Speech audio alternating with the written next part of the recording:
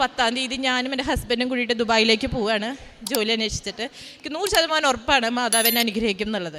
ഞാൻ പഴയ രീതിയിലേക്ക് ഒന്നും കുർബാന ചെല്ലാനും മാതാവോട് സംസാരിക്കാനും തുടങ്ങി. ഞാൻ മാതാവ് നന്നായി സംസാരിച്ചിരുന്ന ഒരാളായിരുന്നു, പേഴ്സണലി ഒരുപാട് സംസാരിച്ചിരുന്ന ഒരാളായിരുന്നു. വീണ്ടും ഞാൻ ആ ലെവലിലേക്ക് എത്താനായിട്ട് എന്നെ സഹായിച്ചു. ഞാൻ ഉടമ്പടി പത്രം, ആദ്യത്തെ പ്രാവശ്യം ഉടമ്പടി പത്രം കൊടുക്കാത്ത പലർക്കും ഞാൻ രണ്ടാമത്തെ വട്ടം കൊടുക്കാൻ തുടങ്ങി. കൊടുത്തവർക്ക് തന്നെ വീണ്ടും കൊടുക്കുന്നതിനേക്കാളും അറിയാത്തവർക്ക് ഹോസ്പിറ്റലുകളിൽ പോയിട്ടും ഞാൻ ആദ്യത്തോട്ടം കൊടുക്കാത്ത ഒത്തിരി പേരിലേക്ക് എനിക്ക് ഉടമ്പടി പത്രം കൊടുക്കാനും അവരിലേക്ക് അത് എത്തിക്കാനും സാധിച്ചു. അതേപോലെ എൻ്റെ കൂടെ ഉണ്ടായിരുന്ന എൻ്റെ ബ്രദേഴ്സിനും എൻ്റെ കസിൻസിനും ഒക്കെ എനിക്ക് ഇവിടേക്ക് കൊണ്ടുവരാനായിട്ട് സാധിച്ചു.